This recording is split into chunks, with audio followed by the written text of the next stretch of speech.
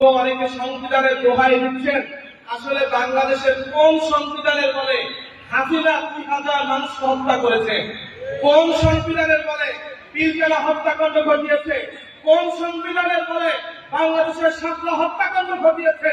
যারা আজকে এই সংবিধানের দোহাই দিয়ে কাউকে সাধারণ ক্ষমা ঘোষণা করে, কাউ আবার নির্বাচনে যায়, আমি তাদেরকে বলবো আপনারা প্রত্যেকটি লাশের হিসাব দিয়ে তারপর কথা বলবেন। সংগ্রামী সহযোদ্ধা বৃন্দ, ইসলামী ছাত্র আন্দোলন বাংলাদেশ সর্বসময় অন্যায়ের বিরুদ্ধে অবস্থান নিয়েছে এবং তাদের মূল সংগঠন ইসলামী আন্দোলন বাংলাদেশ তথা পীর সাহেব চরমনাই সবসময় সত্যের পক্ষে ন্যায়ের পক্ষে অবস্থান নিয়েছে। আপনারা দেখেছেন জুলাই অভ্যুত্থান বাংলাদেশ যখন টালমাটাল অবস্থা, ঠিক তখনই ঢাকার রাজপথে বুলেটের সামনে মুফতি সৈয়দ মোহাম্মদ ফয়জুল করিম সাহেব চরমনাই নিজে নেমেছিলেন।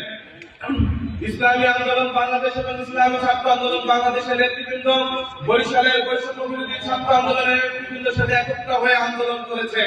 সংগ্রামের উপস্থিতি, আপনারা জানেন ইসলামী ছাত্র আন্দোলন বাংলাদেশ বরিশালের সকল রাজপথে যে আন্দোলন সংগ্রামগুলো ছিল, সে আন্দোলন সংগ্রামে একত্র হয়ে আন্দোলন করার পরেও আমরা দেখতে পাচ্ছি বরিশালে নয়, শুধু সারা বাংলাদেশে আওয়ামী লীগকে পুনর্বাসন করার বদলে একটি অপচেষ্টা পরিচালিত হচ্ছে।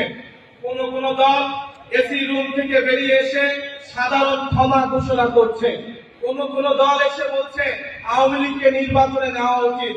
আমি বলবো অনেকে সংবিধানের দোহাই দিচ্ছেন। আসলে বাংলাদেশের কোন সংবিধানের বলে হাসিনা ৩০০০ মানুষ হত্যা করেছে? কোন সংবিধানের বলে পিলখানা হত্যাকাণ্ড ঘটিয়েছে?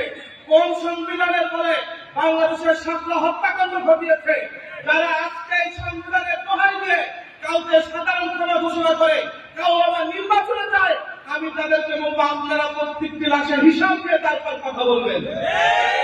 যারা হাসিনাকে আজকে পুনর্বাসন করার চেষ্টা করছেন, তাদেরকে স্পষ্ট বার্তা দিতে চাই যে বাংলাদেশে যদি আবার হাসিনাকে পুনর্বাসন করতে চাই, সাধারণ ছাত্র জনতার রক্তের উপর দিয়ে পুনর্বাসন করতে হবে।